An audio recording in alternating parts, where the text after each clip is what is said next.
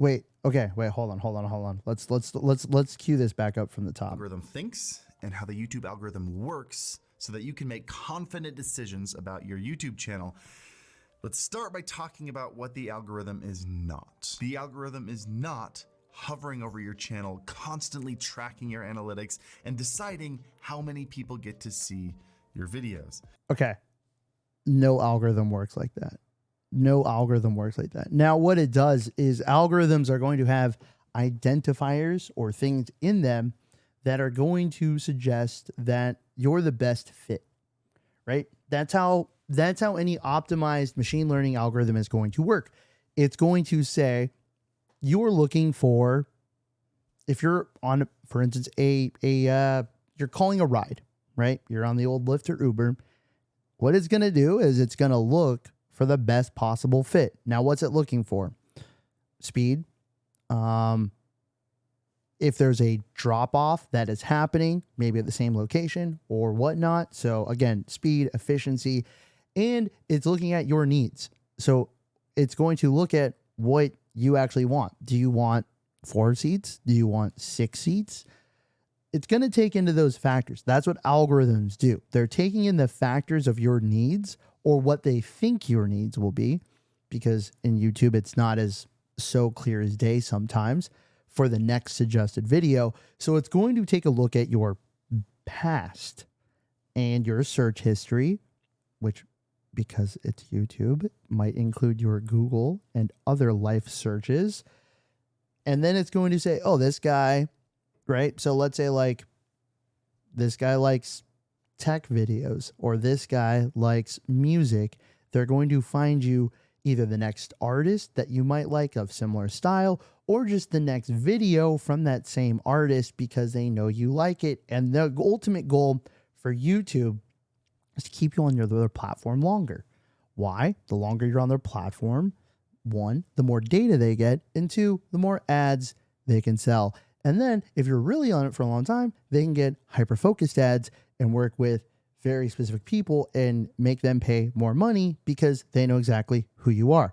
So for me, when I was buying the Rodecaster Pro 2 and I was looking at Rodecaster Pro 2 videos, eventually, if it was a certain specific purchase, they could go to people selling audio equipment, maybe Rode itself, or maybe other, the Go XLR or whoever, and saying, hey, this is a hot lead, right? And for that, they usually can charge more. So that's how algorithms work. It's of course not hovering over your specific video. It's the exact almost opposite of saying, hey, we're going to allow this video to be seen 10 times or 1,000,000 times. What it does is it goes off of what people are actually looking for or what they think they're looking for. And if your video fits that, if it's a good fit, then they're going to show people that video. It's actually kind of the opposite of that. It's instead analyzing the audience and trying to learn to think like a viewer to figure out what videos that viewer is going to want to see next. So for example, let's say you are browsing YouTube looking for a video to watch. YouTube knows all of your previous videos that you've clicked on and has built kind of a viewer history of what you like. We call this a viewer profile. So for example, right. And like I said, because it's YouTube owned by Alphabet, which owns Google, they actually have a lot of catch data and a lot of your search data, those third-party cookies, to not just include your YouTube searches, they can include a lot more information.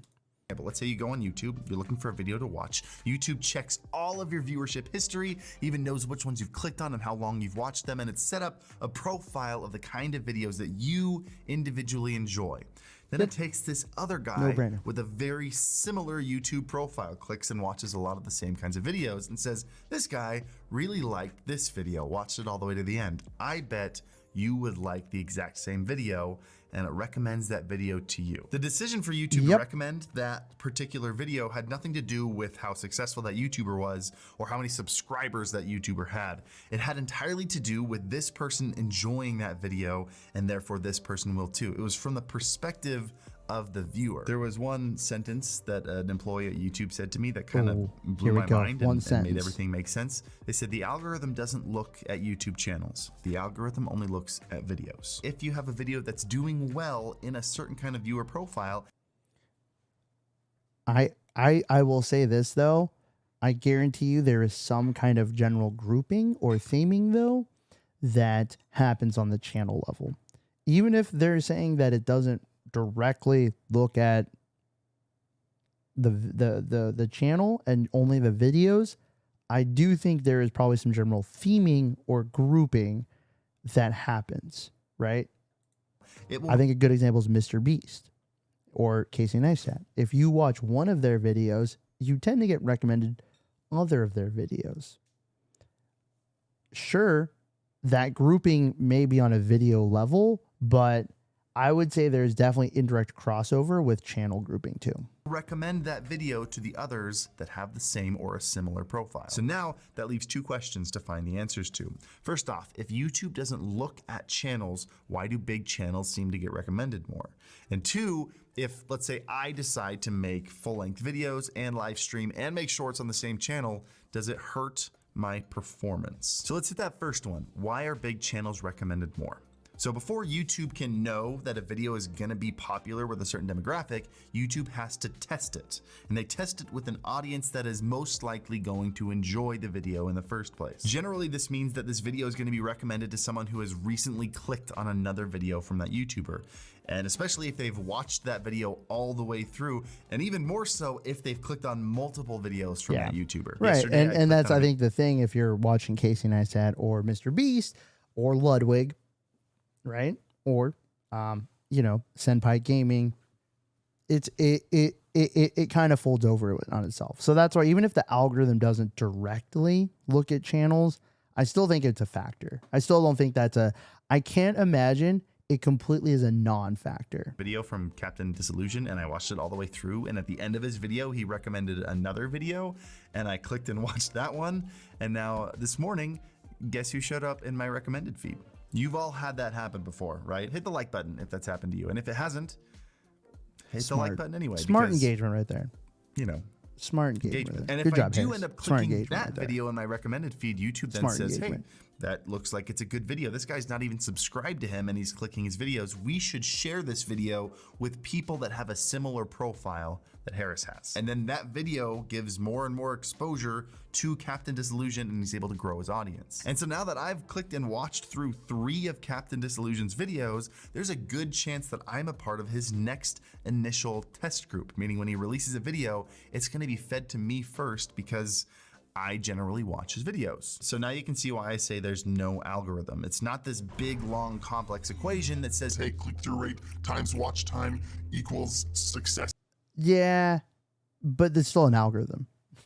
I get what he's saying. It's not when someone's like, I've hacked the formula, the algorithm, but there is ways to get into that recommended, right? And there is an actual algorithm of how YouTube picks that. On YouTube or whatever. It's a digital audience. It's trying to understand the viewers and understand what they want to watch and then give them the videos that they're most likely to click on, which means that your top focus as a creator, which is an algorithm, by the way, trying to figure out, doing machine learning to figure out what you want to watch next through suggestions. That is an algorithm and machine learning. Just FYI. creator should I understand where you're coming from, Harris, but yeah. be to understand your audience and continually try to make better and better videos that they'll want to click on and then watch through all the way to the end. And then as you build that audience, start to grow into similar adjacent audiences and start to reach into more and more viewer profiles. Which brings us to question number 2. Will streaming hurt your video performance? No. And yes. We've all seen posts like this on Twitter or other social media that someone went live on YouTube maybe 2 or 3 times and then their next video just completely tanked. This isn't YouTube hating you or the algorithm shadow banning you. This is you not understanding your I really audience. heard that. Are your live streams good? Are the title and thumbnail clickable, especially when sitting next to other videos in the recommended feed? Is your stream fun enough that viewers, when they see your next live stream, they're gonna wanna go into that one too? What usually happens is the answer to some of those questions is no. And because of that, the viewer stops coming back to your videos and YouTube thinks they're not interested in your content anymore and then stops recommending it. And so then two things could happen. First, So what I don't know, and he might talk about this, is the VODs, right? Because all of your YouTube live streams are VODs. Most people might not click on your VODs. Now, again, because unlike what Harris said, there is an actual algorithm. I don't know. I imagine, and I hope there is some kind of internal tagging system, right, that differentiates on the YouTube side, that, you know, hey, this is a VOD. We're going to treat it differently because it's a VOD. But that would be my current guess, that it's treated different in the algorithm. So if performance is different, off, whatever, that's the case. First off, because your consistent audience has shrunken a little bit, your initial test phase, that first group that they push the video out to, has shrunken. And so that first phase is smaller and then the growth is gonna be a little bit slower. Or two, it's still pushed out to the same audience, but because you've kind of trained them not to click on your videos, they're not gonna click on that. You're gonna have a lower click-through rate and the video's not gonna grow as fast, which then leads back to number one happening. As viewers, we've all been there, by the way. You know what I'm talking about, where you're subscribed to someone, but like 2 or 3 of their videos in a row, you didn't watch through the first minute, and so you just kind of stop clicking on their future videos. But that's the main point I'm trying to make. Usually when something's going wrong with your videos, it's not the algorithm, it's your videos. And that's the mindset that any creator should have. If a video's not performing well, don't initially just blame the algorithm. Ask yourself, is there something about this title or thumbnail that's not clickable? Is there a reason they're not watching to the end? Can I change something? Okay, I get that, but also to the point of if it depending how much this whole like sample size idea is, if your follower base is 0, okay, then who is it going to get recommended to? So again, you do have to get into the algorithm. You do have to play ball a bit.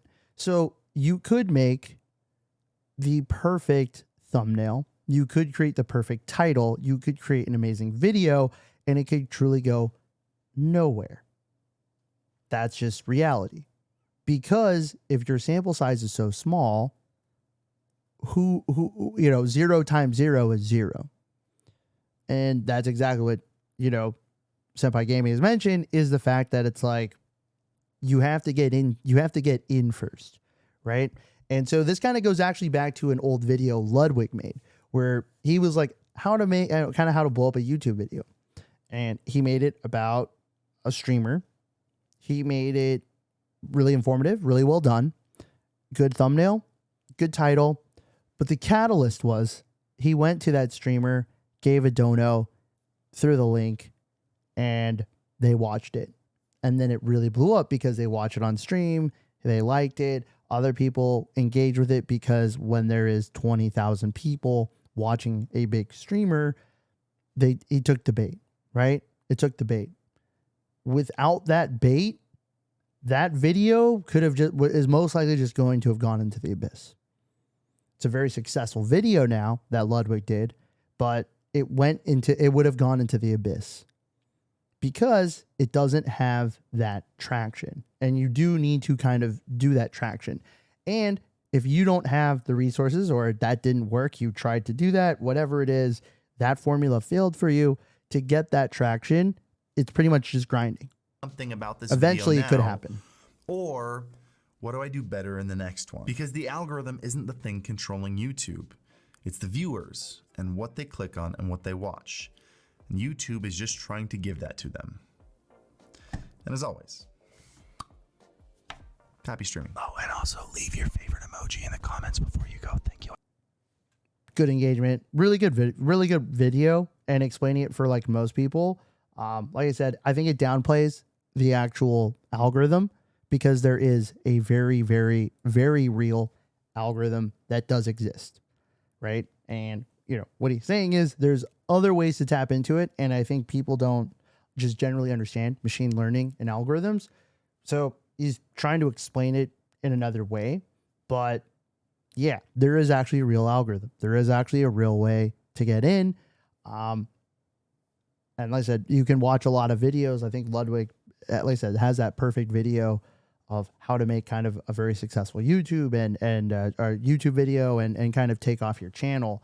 But really well done, really well done. And I think really well broken down for especially probably a lot of people that are streaming, creating content, gaming, that don't understand machine learning, that don't understand algorithms, that don't understand tech. But there are some additional layers there that if you keep that in mind too, it just keeps increasing your chances of getting it bigger.